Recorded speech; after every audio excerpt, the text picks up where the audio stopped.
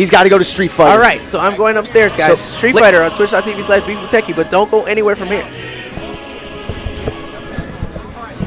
Alrighty, so let's give it up one more time for Zerk, gracing us with his presence. Always a pleasure whenever we have him on. Alright, so I have never commentated with you before. No. Show us some love. I know you were on here with my boy Uchi earlier. What's up? It's Clamhead. Clamhead? Yeah. Clamhead? Jabberjaw? No. No? The name, okay. I think you're the first person who's ever heard my tag and thought it's from something. It's not from anything. What? It's actually, it is a drunk misreading of my previous tag, which I do not remember. I was not the one who was drunk misreading it. Someone else did, but it came out as Clamhat and it just stuck. That's funny. Yeah, that's really funny. So it's kind of like a standalone complex scenario where there's like, I don't even remember what the genesis of this tag was. That's funny. It just came from nothing. And here we are. Yes. So Clamhead is back. This is my first time commentating with you. Pleasure to meet you. And you as well. Call with you. So we got Samus versus Inkling. Zero Suit Samus. Daigon versus HoneyBee. Now, I'm a huge Metroid fan. Really happy to see Zero Suit Samus back. Really happy that she's still good. She's still good. Yeah, I mean, this is one of those characters that's like, as long as she can do things like up air and like kill with like back air and up B, then she should be fine. Like she's like, those sorts of things are like kind of unnerfable. But it's like we're seeing like Juice, who is like, I would say like comfortably a top 3 Zero Suit in Smash 4 in the country, has said that he's had problems like feeling comfortable playing Zero Suit in Ultimate because of how she feels and because of the changes to the engine and various things of that nature. Right. The changes around her. And it's like Zero Suit has always been a character that you kind of have to play specifically. Like, you don't just need Smash fundamentals, you also need Zero Suit fundamentals. She's like Peach. Yes, her skill set does not necessarily translate over to other characters. Very much so. At least definitely not well. So I know that feeling. I'm a shulker, so he has a little bit of that too. Oh, I'll use my Monado arts. Oh wait, this character doesn't have it. But anyway, so now we've seen earlier HoneyBee when he fought in his previous match on stream. He buried people with the splat roller and just the rest was ugly for his opponent. Yes. But whoa, the bomb exploded, bouncing off the stage, and oh, that's a day ruiner. Yeah, that was a livable situation, but it's a ambiguous tech scenario where you're not quite sure when you need to press the button, and if you're too late or too early by a couple of frames, then it doesn't even matter. Ouch. And yeah, you were right about the Inkling splat roller. It's getting close to a point of consternation in the competitive Smash community, although that doesn't take much. Yeah, right. But I mean, like at high percentages, it takes a lot longer to escape being buried. Yeah, and it feels kind of futile almost. I got to tell you this as well. HoneyBee has not been touched this whole live. From Daigon, and that's it. This changed from neck and neck to perfect block. Wow. That's how you know someone's locked in. I can't even be mad at that. Wow. And from all the way across the stage, Boost Kick still does it at 131.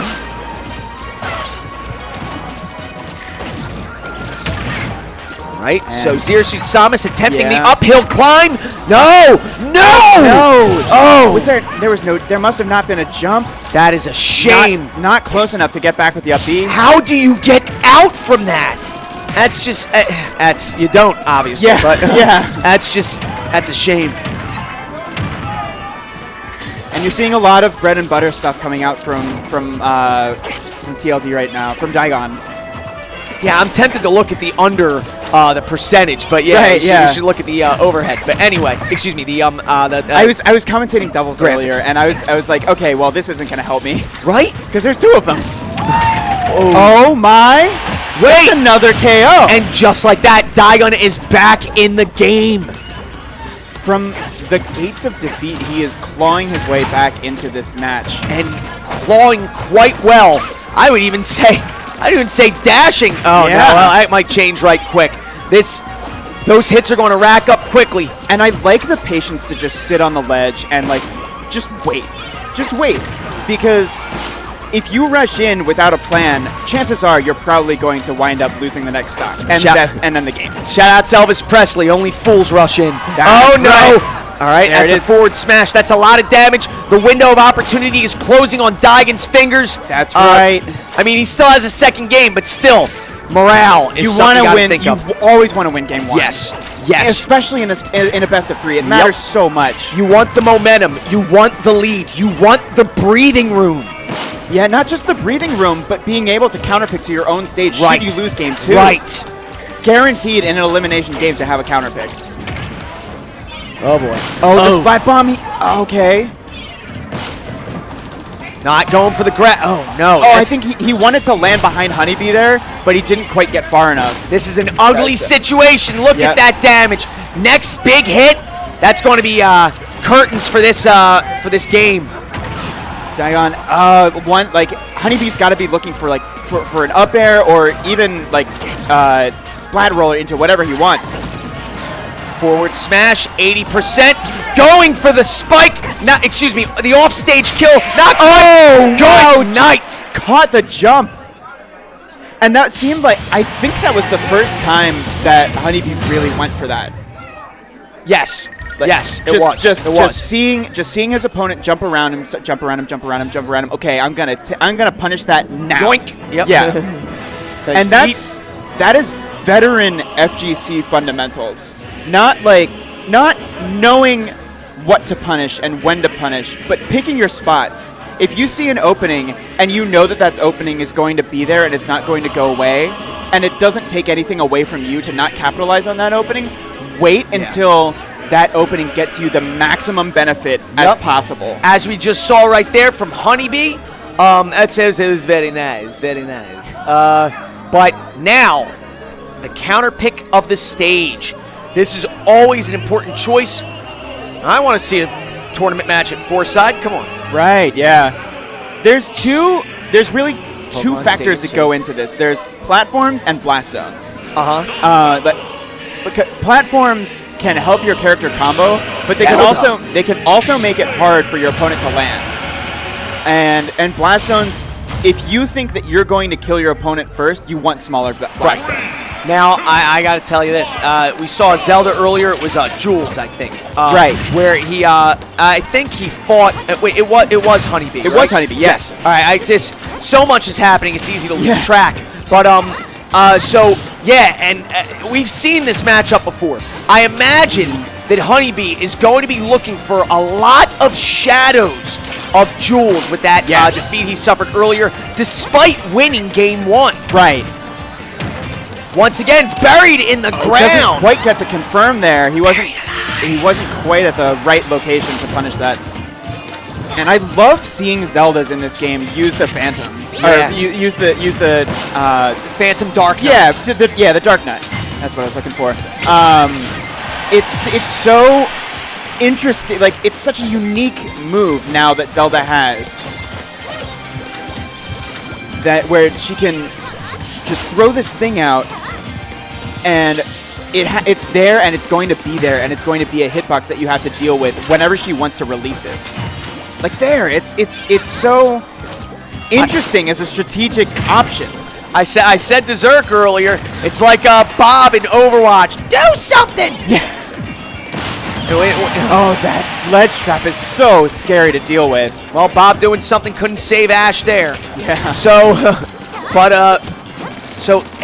look at this damage is going to pile up. Nothing you can do about it, man. And with Ink, it hurts even more. Yeah. Look at the really expert recharging in the Ink. HoneyBee is really playing very well here. Yeah. Any available opportunity that he's not doing something, he can be recharging Ink, and he's using that to his full advantage. Zelda staying airborne, trying to find her opportunity to approach Nehru's Love. Dark Nut on the field. Oh, this using is him as a screen. this is almost Belmont-esque with the just putting hitboxes on the screen. Go. And then just finding the 1 forward smash. Wow. Phantom going through everything.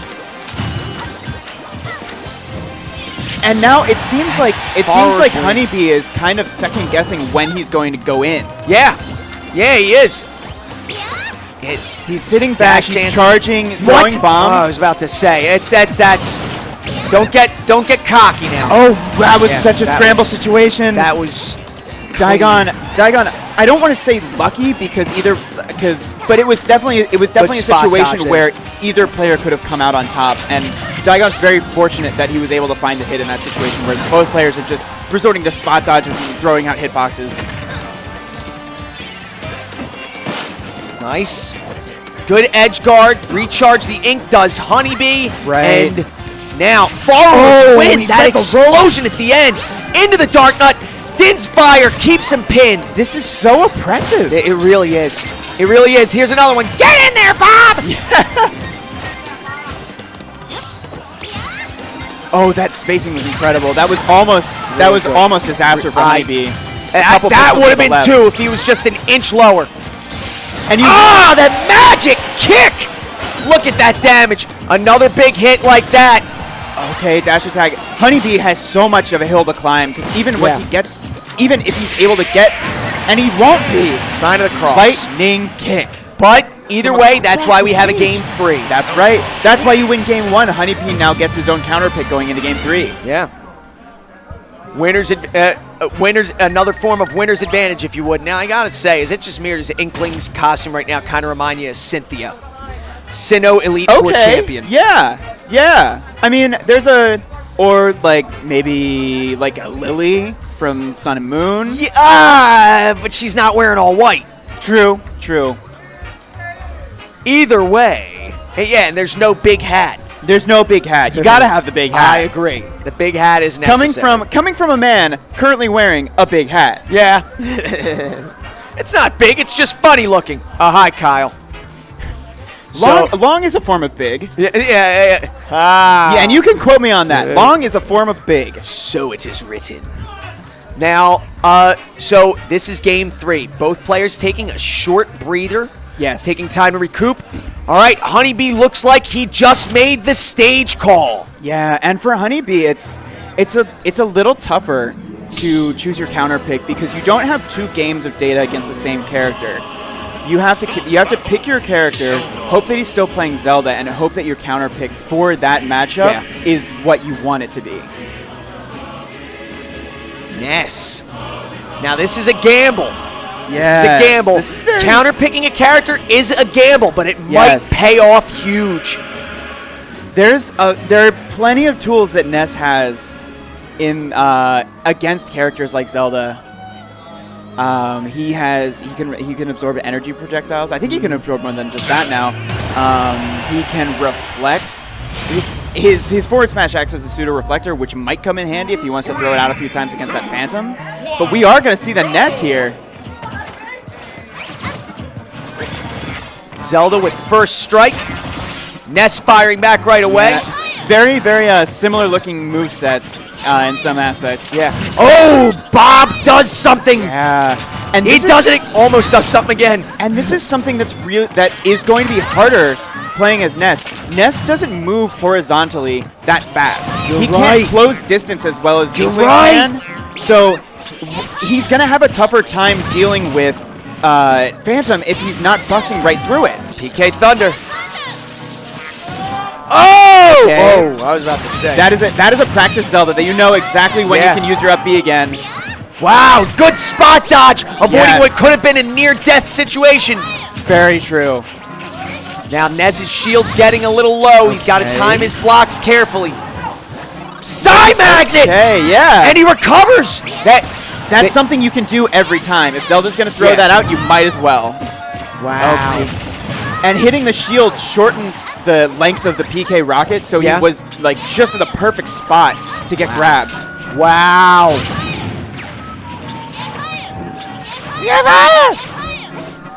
Now you're keeping seeing his distance.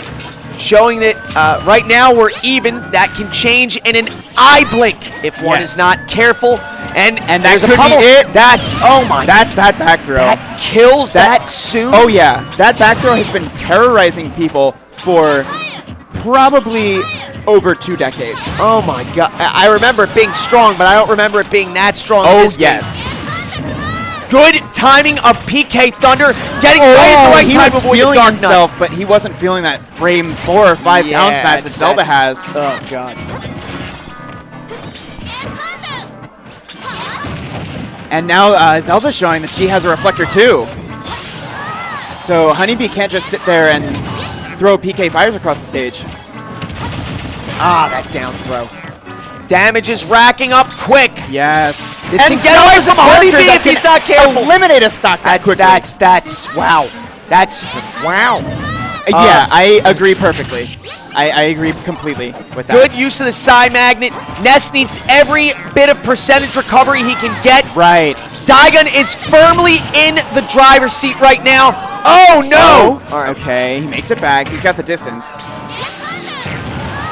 That was actually... Oh, but he doesn't have it there. That PK Thunder was a wonderful idea. Yeah, yeah. Oh no! All right, this is This is going to be tough, but it's manageable. It is very much manageable.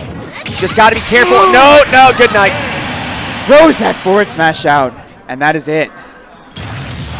HoneyBee goes home. Daigon from a difficult situation, 1 game down, runs it back. The Zelda counter pick looked very, very strong. Yeah. You wonder if HoneyBee is... That's not a sentence I am used to saying. Right? Historically, Zelda's been awful in every game she's been in. Yeah. So the fact that we're seeing Zelda's put in work here, oh, thank God. Just every... in the words of a friend of mine talking about another video game, the thing you got to remember with this game is every character is busted, he said. And it seems the case that a high enough percentage of the cast is busted to where we will see variety for some time to come. Yeah, I'm looking forward to it so much. Right? Yeah. It's just I love variety. I love variety. And it's not just that they're busted. It's just they have so many unique usable options. Yeah.